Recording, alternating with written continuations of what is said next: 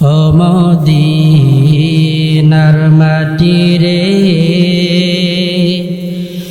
সকল সুখ বুঝি তোর কপালে। ও মদিনা রে তোর বুকে আমার নাবি, যার লাগি পাগল সবই, যার তরে সৃষ্টি হইল ত্রিভুবন। কাঁদি আমি সারাক্ষণি, কখন যাব সেখানে। কাঁদি আমি সারাক্ষণে, কখন যাব সেখানে। সহে না আর পুরানে। ও মদিনার মাটি রে সকল সুখ বুঝি তোর কপালে। ও মদিনা রে পাখি যদি হতাম আমি, উড়ে উড়ে যেতাম আমি। থাকতো না মনে কোনো যাতনা, দেহে নেই পাখারে, কাছে নেই টাকারে। দেহে নেই পাখারে, কাছে নেই টাকারে। কেমনে কেমনে যাব ও সেখানে। মদিনার মাটি রে সকল সুখ বুঝি তোর কপালে। হুয়া হুকুম জিবরাইল को यूशिता, बुराके जन्नत से कर इंतखाब। सजा उसको जेवर से तू ताब पा, फिर उसको लेकर के काबा में तू जा। मरहबा बोले। ও জিবরাইল যাও যাও, জান্নাত থেকে দামি দামি অলংকার, দামি দামি ফুল দিয়া বরাকটারে সাজাইয়া আমার পয়গম্বর, আমার হাবিব, আমার বন্ধুর নিকটে চলে যাও। আমার হাবিবের মন বড় খারাপ। আমার হাবিবকে আমি আমার নিজের কাছে ডেকে আমার সান্নিধ্য লাভ করায় আমার হাবিবকে আমি চির ধন্য বানিয়ে দিব। সুবহানাল্লাহ বলে। আমার ভাইরা ভালো মতো খেয়াল করেন, আল্লাহর হাবিব এশারের নামাজ আদায় করার পর উম্মে হানির ঘরে নবীজির ফুফাতো বোন, আবার কোন বর্ণনা আসতে আল্লাহর হাবিব হাতিমে কাবায় শুয়েছিলেন। আবার কোন বর্ণনায় পাওয়া যায় আল্লাহর হাবিব শিহাবে আবি তালিব ছিলেন। তবে প্রাধান্যতম মত হলো আল্লাহ পাকের হাবিব উম্মে হানির ঘরে শুয়েছিলেন। জিবরিল আমিন ফেরেশতাদের বহর নিয়া মিকাইল আলাইহিস সালাম সহ ইসরাফিল আলাইহিস সালাম সহ আল্লাহর হাবিবের ঘরের ছাদের উপরে সে ছাদটা ফেরে আল্লাহর হাবিবের ঘরের ভেতরে প্রবেশ করছে। আল্লাহর হাবিব ঘুমন্ত, জিবরিল আমিন তার পাখা দ্বারা আল্লাহর হাবিবের পায়ের কিনারায় টাচ করা মাত্রই আল্লাহর হাবিবের ঘুম ভেঙে যায়। মারহাবা বলে। আমার ভাইরা ভালো মতো খেয়াল করেন, ও জয়নগর এলাকার যুবক ভাই, আমিও তোমাদের মতো একজন সন্তান। তোমার জন্ম এই জয়নগরের মাটিতে, আমার জন্ম এই জয়নগরের মাটিতে। কিন্তু এই পুরা জয়নগরের মধ্যে যত স্টেজ হয়, এই স্টেজের মতো আর এই চেয়ারের মতো দামি চেয়ার আর আছে নাকি? আল্লাহ তাআলা কেন এত সম্মান দিলেন? কোরআনের সঙ্গে সংস্পর্শ লাগার কারণে আল্লাহ তাআলা এত সম্মান দিলেন। আমি যদি এই চেয়ারে বসে বয়ান করতে পারি, কষ্ট করে আপনারা এসে শুনতে পারবেন না কেন? কথা কোন ঠিক কিনা? এজন্য পায়ে হাত দিয়ে বলি, তাড়াতাড়ি চলে আসেন মাহফিলের স্টেজে। আমি উদারত আহ্বান করব, আমার বাপ ভাই যারা আশেপাশে আছেন অবশ্যই আসেন মাহফিল সফল করার লক্ষ্যে। অনেকে আছেন, আপনারা আসলে আরো মাহফিল ভরপুর কামিয়াবি হবে ইনশাআল্লাহ। আল্লাহর হাবিব ঘুমিয়ে রয়েছেন আমার ভাইয়েরা। জিবরিল আমিন এসে বললেন, ও পয়গম্বর, আল্লাহ তাআলা আপনারে দাওয়াত করেছেন, তাড়াতাড়ি আপনি রেডি হইয়া যান। জমজমের পানি দিলেন আল্লাহর হাবিব, জমজমের পানি দ্বারা ওযু বানায়া নিলেন। ও জিবরাইল, আজকে উল্টা পাল্টা কেন? আমার ঘরের দরজা তো আছে, কিন্তু অপর দিক দিয়ে কেন আসলে রে জিবরাইল? ওগো পয়গম্বর শোনেন শোনেন, আজকে আপনার সঙ্গে যা যা ঘটবে সব একটু উল্টা পাল্টা আর আশ্চর্যজনক মনে হবে। আল্লাহর হাবিব এবার বরাকে সওয়ার হবেন। বরাকটা সাদা কালার, মাঝে মাঝে অন্য ভিন্ন কালার, খচ্চরের চাইতেও ছোট আর গাধার চাইতে ছোট, খচ্চরের চাইতে একটু বড় এমন প্রাণী। আল্লাহর হাবিবকে দেখে বড় লাফায়। ইখতিলাফ পূর্ণ কথা। এরপরে আল্লাহর হাবিব বলল, জিবরাইল বলল, গো বরাক, আল্লাহর হাবিবকে দেখে লাফাও না, কারণ ইনি সাধারণ কোনো মানুষ নয়, ইনি হলো দুজাহানের সরদার মুহাম্মদ সাল্লাল্লাহু আলাইহি ওয়াসাল্লাম। আল্লাহর হাবিব বলল, লাফাও কেন? ও নবী, আমার পিঠে আরোহণ করে আল্লাহ তাআলার সান্নিধ্যে যাবেন, ওয়াদা দেন আমাকে নিয়ে আপনি ওই জান্নাতে প্রবেশ করবেন। সুবহানাল্লাহ বলে। আল্লাহর হাবিব সওয়ার হয়ে গেলেন। খুটখুটে অন্ধকার।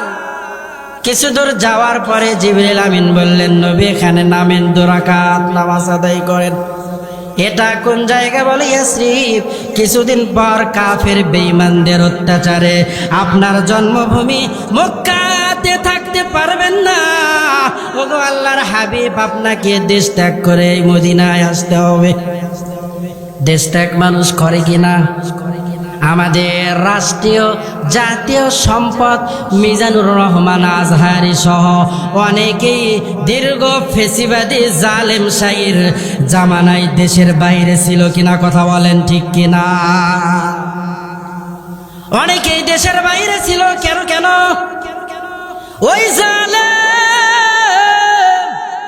তারা দেশে আলেমদের থাকতে দেয় নাই, কারণ যে রকম গণস্রোত শুরু হয়ে গিয়েছিল 2024 কেন 2014 এদেরকে কবর দেওয়া যেত। কথা বলেন ঠিক কিনা? এত ভয় করো কেন? গত দীর্ঘ 16টি বছর এদেশের আলেম উলামা তোলাবা সহ এদেশের সহজ সরল মানুষের উপরে জুলুম নির্যাতনার নিপীড়ন কম হয়েছে না বেশি হয়েছে? জোরে বলেন, কম না বেশি? কথা বলতে কি ভয় পান নাকি? আর কি কোনো ভয় আছে নাকি? ভয় যা ছিল ওই 5 তারিখে সব পালায়ন করছে। কথা বলেন ঠিক কি না? এলাকায় কত আতি নেতা, পাতি নেতা, কত ছোট নেতা, কত খাটো নেতা, ধলা নেতা, হাই হাই রে, নেতাদের জ্বালায় থাকা যায় না। এখন নেতাদের খেতা বাড়িতে ঠিকই আছে, কিন্তু ওই নেতারা আর এই দেশে নাই। কথা বলেন ঠিক কিনা? এমপিরা সব কোথায় গেল? কোথায় কাওয়া কাকা? তাদের ছাড়া দেশটা কেমন লাগে ফাঁকা ফাঁকা। কথা কন ঠিক কিনা? আর ডায়লগ শোনা যায় না যে পালাবো না। কথা কন ঠিক কিনা? পালাবো না, পালাবো না, যায় না কবু দেখা। তাদের ছাড়া দেশটা কেমন লাগে ফাঁকা ফাঁকা। কথা বলেন ঠিক কিনা? যারা আলেমদের কণ্ঠকে স্তব্ধ করতে চেয়েছিল, যারা আলেমের হাতে হ্যান্ডকাপ পরিয়েছিল, যারা এদেশের সহজ সরল অবলা মানুষদেরকে দিনের পর দিন, রাতের পর রাত জুলুম নির্যাতনার নিপীড়ন করেছিল, এদেশের জনগণ এদেশে ঠিকই আছে। আল্লামা মিজানুর রহমান আজহারি দেশে ঠিকই ফিরে এসেছে, কিন্তু যারা জালেম, যারা জুলুম অন্যায় অবিচার করেছিল, তারা আর এদেশে নেই। কথা বলেন ঠিক কিনা? আরো জোরে বলেন ঠিক কিনা? এই কোরআনের বাণী কেউ বন্ধ করতে পেরেছে? কথা বলেন, কেউ বন্ধ করতে পেরেছে? যে বন্ধ করতে চেয়েছে সে নিজেই নিভিয়ে গিয়েছে। কোরআনের জ্ঞান নেই।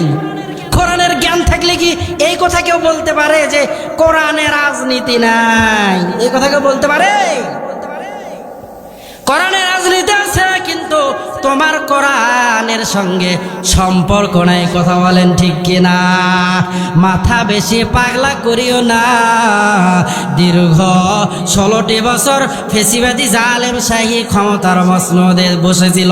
আমরা মনে করেছিলাম সব জায়গা থেকে হাত গুজিয়েছে, কিন্তু এমন অবস্থা এদেশের তৌহিদি মুসলমান করেছে, ভিসা করার টাইম পায় নাই, পালায়া দেশ থেকে পালায়ন করেছে। কথা বলেন ঠিক কিনা? বেশি বাড়াবাড়ি করিও না। ইতিহাস থেকে শিক্ষা গ্রহণ করো, না হলে তাদের মতো অবস্থা হয়ে যেতে পারে। কিনা? বাংলার মানুষ আমাদের আর বোকা হয়ে থাকলে হবে না। আগামীর বাংলাদেশ আমরা গড়তে চাই কোরআন দিয়া। কি দিয়া? কথা বলেন, জোরে বলেন, কি দিয়া? আগামীর বাংলাদেশ গড়তে চাই কোরআন দিয়া। সব দেখা শেষ। যখন নির্বাচন চলে আসে তখন বড় বড় টুপি পইরা আর দামি দামি পাঞ্জাবি, আবার খালি পাঞ্জাবি না, রিপু করা, আবার কালারিং রিপু। কি ব্যাপার নেতা? জিন্দেগিতে শার্ট পরিধান করে চললেন, এখন কেন পাঞ্জাবি পরিধান করেছেন? তা আবার মাঝে মাঝে কালারিং রিপু।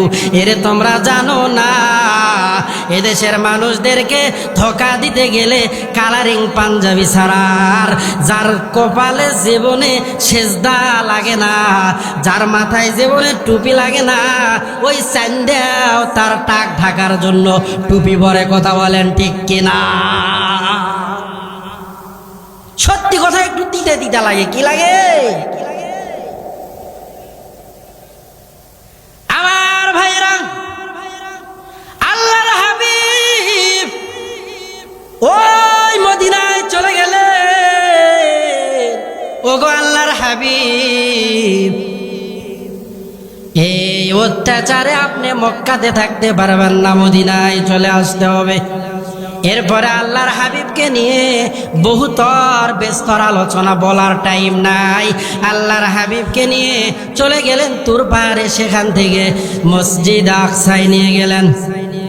আল্লাহর হাবিব মসজিদ আকসায় সমস্ত নবীদের ইমাম হইয়া 2 রাকাত নামাজ আদায় করলেন।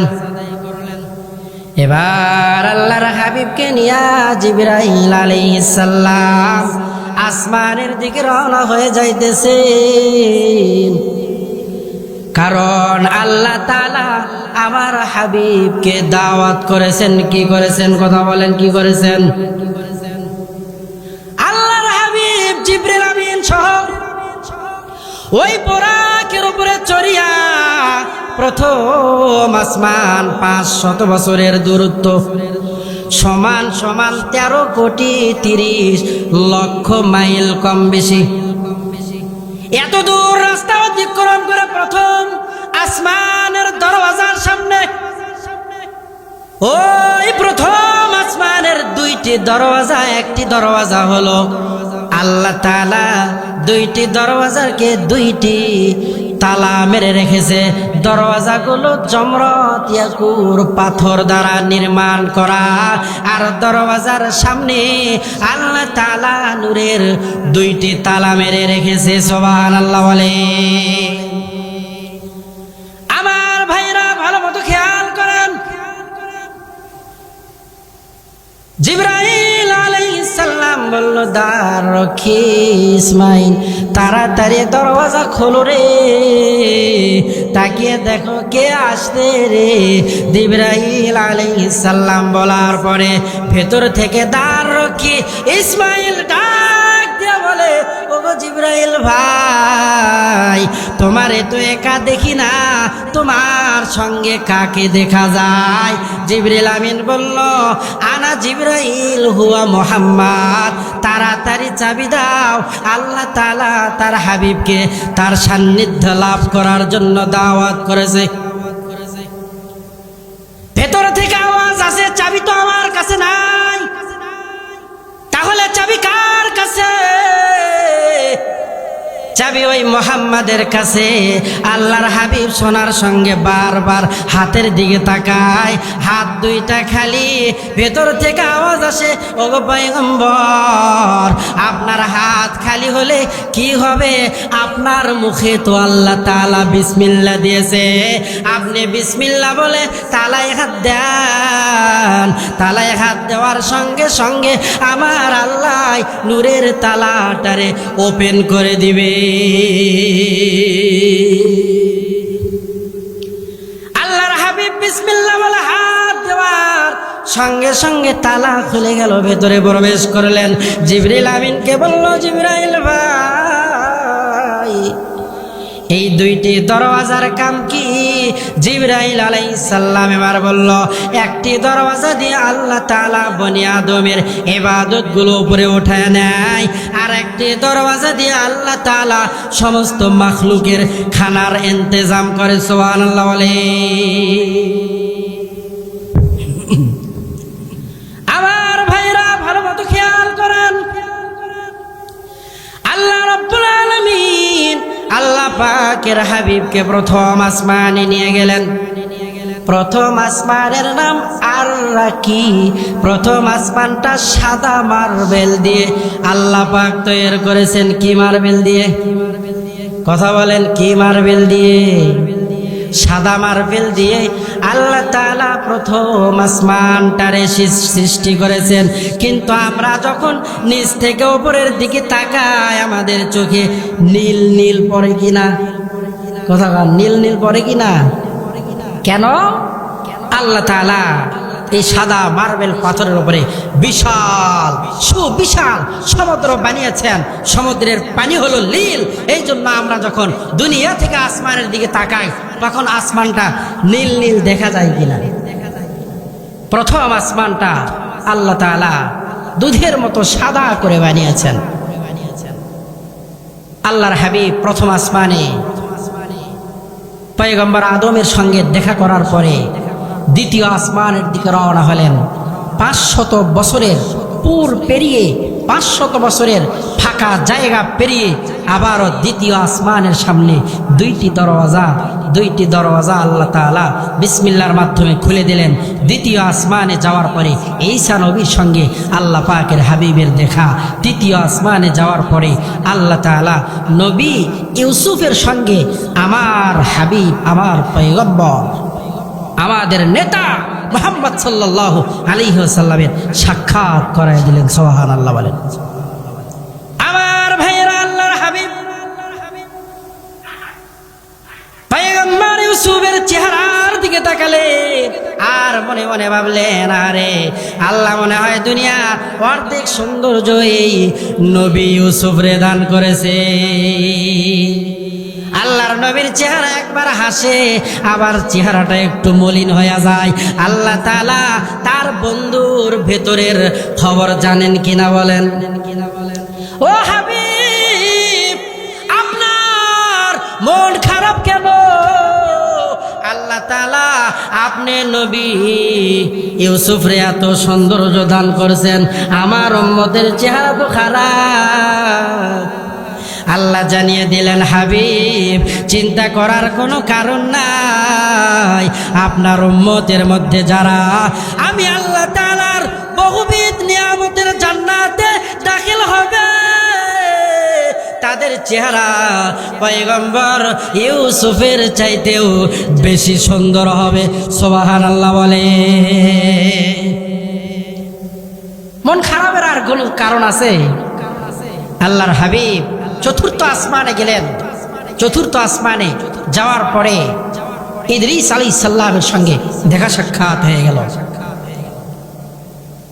পয়গম্বর ইদ্রিস আলাইহিস সালাম আমার নবীকে নিয়ে প্রথম আসমান, সব আসমান পেরিয়ে আল্লাহ পাকের হাবিব চতুর্থ আসমানে আল্লাহ পাকের হাবিবকে নিয়ে ঘুরতেছে আর বলতেছে, ওগো আল্লাহর হাবিব, আপনার মন বড় খারাপ, কারণ আপনার দুনিয়াতে কাছের মানুষগুলো দুনিয়ার থেকে বিদায়। ওগো আল্লাহর হাবিব, আল্লাহ তাআলার কুদরতের নিদর্শন সবই কিছু নিদর্শন চতুর্থ আসমানে আছেন, আপনি ঘুরিয়া ফিরিয়া দেখতে থাকেন। আল্লাহ পাকের হাবিব চতুর্থ আসমানে তাকিয়ে দেখে যে সূর্য আমাদেরকে আলো দেয়। আল্লাহ তাআলা ওই সূর্যটাকে চতুর্থ আসমানে ফিট করে দিয়েছে। সুবহানাল্লাহ বলেন। আল্লাহর হাবিব বললেন, চতুর্থ আসমানে কেন?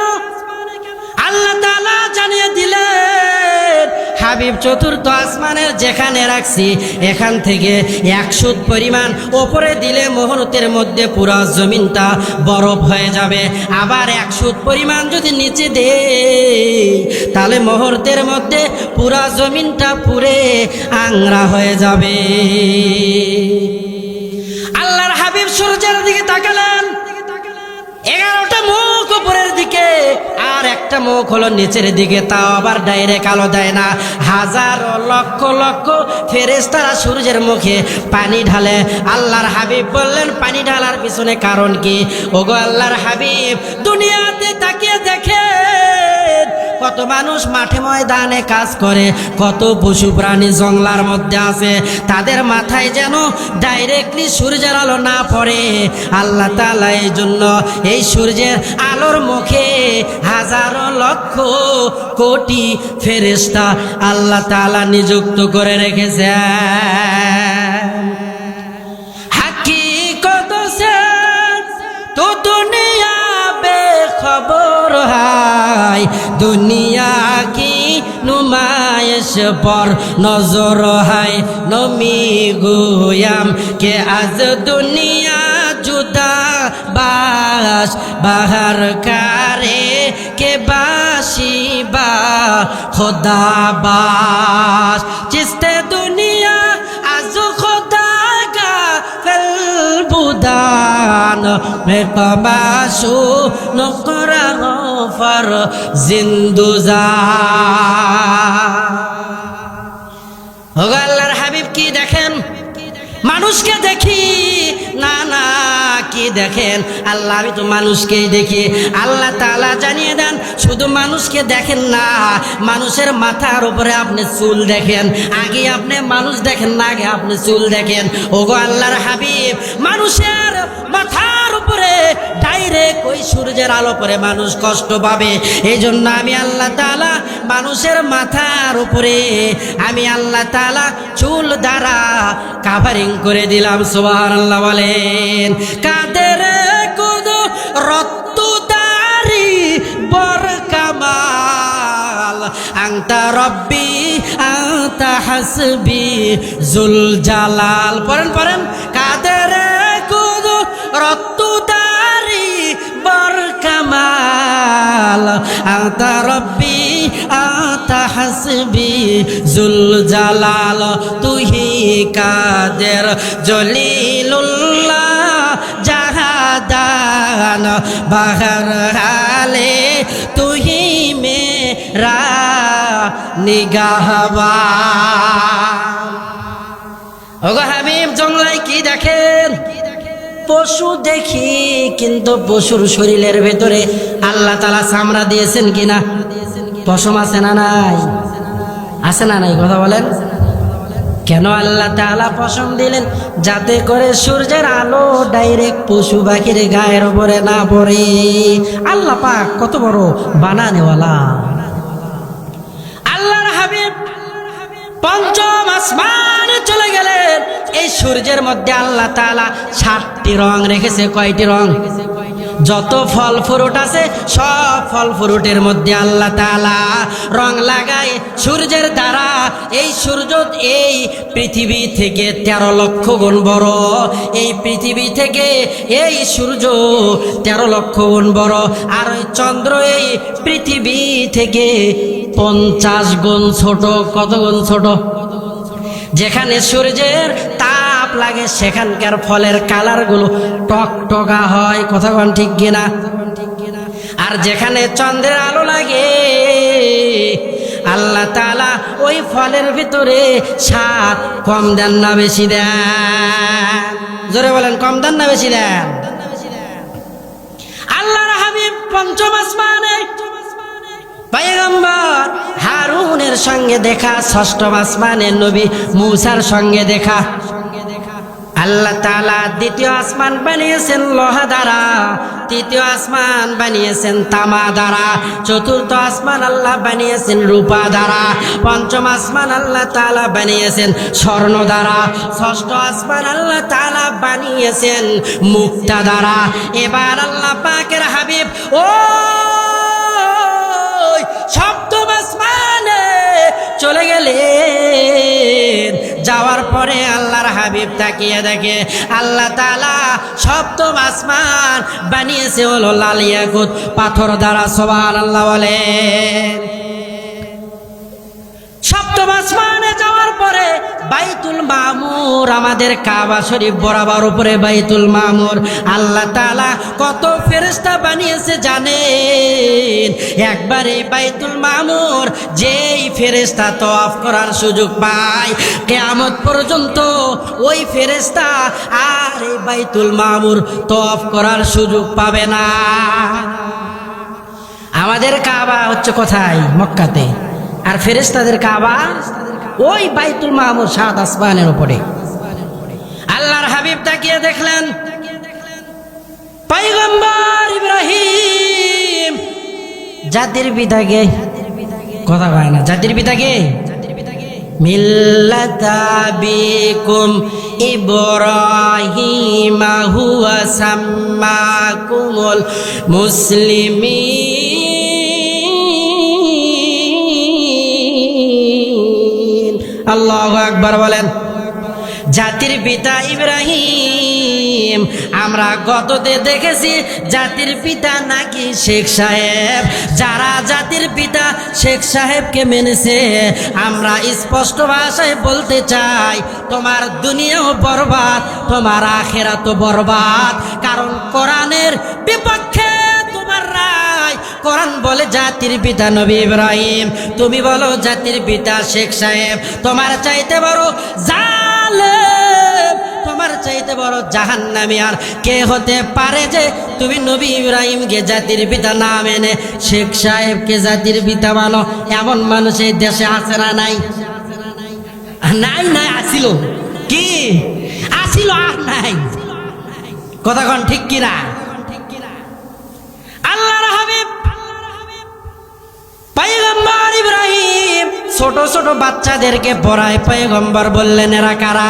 আল্লাহর হাবিবকে জানিয়ে দেওয়া হলো যাদের ছোট্ট ছোট্ট বাচ্চা দুনিয়ার থেকে বিদায় নিয়ে চলে গিয়েছিল, কিন্তু অন্তরের মধ্যে আশা ছিল, আকাঙ্ক্ষা ছিল আমার সন্তানটারে হাফেজ বানাবো, আমার সন্তানটারে আমি আলেম বানাইব, আমার সন্তানটাকে আমি দ্বীনের দায়ী বানাবো, কিন্তু পারে না। আল্লাহ তাআলা আগে দুনিয়া থেকে উঠে নিয়েছে। আল্লাহ তাআলা ওই মা বাবার মনের আশা পূরণ করানোর জন্য নবী ইব্রাহিমের দরসে বসায়া তাদেরকে হাফেজ আলেম বানাইতেছে। সুবহানাল্লাহ বলে। এজন্য মাকে বলি, ও মা, তুমিও মা, আমার মাও একজন মা। আব্দুল কাদেরের জেলানিও মা, নবীর মাও মা। তাদের গর্ভে থেকে একজন সন্তান হইল হাফেজ, কিন্তু তোমার অন্তরের ভেতরে এই আশা কেন যে আমার সন্তান ইঞ্জিনিয়ার হবে, ডাক্তার হবে, অমুক হবে, তমুক হবে? এই আশা পরে করো, আগে দুনিয়াতে আসুক। কথা কোন ঠিক কিনা? যদি লেগে যায়, আপনি আপনার অন্তরের নেহরটারে খালেজ করেন যে আমার সন্তানটারে আমি হাফেজ আলেম বানাবো। হাত তোলেন, কারা কারা সন্তানকে হাফেজ আলেম বানাবেন? হাত তোলেন, হাত তোলেন। লিল্লাহি তাকবীর। আল্লাহ সকলকে কবুল করেন বলে আমিন। আল্লাহর হাবিব এবার ওখান থেকে সিদরাতুল মুনতাহায় চলে গেলেন। যাওয়ার পরে সঙ্গে জিবরাইল আলাইহিস সালাম। আল্লাহ পাকের হাবিবের মনে পড়ে গেছে, জিবরাইলকে একদিন বলছিলাম, জিবরাইল তোমার ওই সুন্দর চেহারাটা একটা দেখাও, তোমার ওই চেহারাটা আমাকে একটু দেখাও, তোমার চেহারা নাকি অনেক বড়। আল্লাহর হাবিবকে বলল, আল্লাহর হাবিব, দুনিয়াতে আমার চেহারা ওপেন করার মতো জায়গা নাই। আল্লাহর নবী জিদ ধরছে। আল্লাহর হাবিবকে বলা হলো আপনি বাইরে আসেন। আসার পরে আল্লাহর হাবিব এবার দেখলেন যে জিবরিল আমিন একটি পাখা যারা দুনিয়ার মধ্যে একটু আড়াল করছে, গোটা দুনিয়াটা অন্ধকার হয়ে গেছে। জিবরিল আমিন আবার দাহিয়াতুল কলবির শুরুতে আল্লাহর হাবিবের সামনে। ওগো হাবিব কি দেখলেন? আল্লাহর হাবিব বলে, গোটা দুনিয়াটা তো অন্ধকার। ওগো আল্লাহর হাবিব, আমার চেহারা ওপেন করার মতো জায়গায় দুনিয়াতে নাই। 600 ডানার মধ্যে একটি ডানার অর্ধেক দুনিয়াতে রাখতে চেয়েছিলাম, সেই জায়গা নাই। আমারে যদি দেখতে চান ওই সিদরাতুল মুনতাহায় যাইতে হবে। আল্লাহর হাবিবের মনে পড়ে গেছে, ও জিবরাইল, তোমার চেহারাটা দেখাইয়া দাও। আল্লাহর হাবিবকে জিবরিল আমিন চেহারা দেখানোর জন্য 600 ডানা উন্মুক্ত করে তার ওই চেহারাটা আল্লাহর হাবিবকে দেখায় দিলেন। আল্লাহর হাবিব দেখে তো অবাক, এত বড় ফেরেশতা আল্লাহ বানিয়েছেন, না জানি ওই আল্লাহ আমার কত বড়। জিবরিল আমিন বলল, সালা কি করে ও নবী, আপনাকে একটু আমি দেখতে চাই। আমার চেহারা তো ভালোই ভালোই আপনি দেখলেন, কেউ যদি আমরা দেখি মাঝে মাঝে অনেকে আম কুড়াই কিনা, কয় তুই কটা বেশি? দুইটা। কয় দুটো দেখি আগে? কয় না, আগে দুটো দেখা। কয় না, আগে দুটো দেখা। ছোট বাচ্চারা করে কিনা? এবার জিবরিল আমিন বলল, পয়গম্বর আপনার চেহারাটা আমার একটু দেখান। আল্লাহর হাবিব বলল, আমার চেহারা আসল রূপ দেখানোর জন্য দুনিয়াতে তো জায়গা নাই, ওই আল্লাহর 7 আসমানেও জায়গা নাই। আমার চেহারা যদি দেখতে চাও, লা মাকান লা জামাল, ওই আরশে আজিম ছাড়া আমি নবীর চেহারাটা ওপেন করার জায়গা নাই। সুবহানাল্লাহ বলে। আল্লাহর হাবিবের শানে আল্লাহ এমনি আজিম শব্দ ব্যবহার করেছেন। আল্লাহ তাআলার হাবিব সহ এবার জিবরিল আমিন নতুন। এবার জিবরিল আমিন বললেন, ইনদা সিদরাতুল মুনতাহা, ও আল্লাহর হাবিব, আল্লাহর জান্নাত এখানে।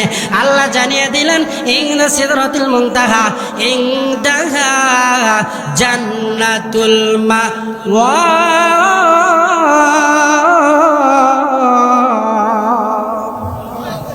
জান্নাতুল মাওয়া সেখানে অবস্থিত। আল্লাহর হাবিব জান্নাতের মধ্যে প্রবেশ করবেন। ভিন্ন একজন ফেরেশতা এসে আল্লাহর হাবিবকে নিয়ে জান্নাত দেখানোর পরে আল্লাহর হাবিবকে বললেন, ওগো হাবিব, আপনি একটু আপনার উম্মতের জন্য আল্লাহ তাআলা যেই নহরগুলো ব্যবস্থা করে রেখেছেন, মাসালুল জান্নাতিল্লাতি বুইদাল মুত্তাকুন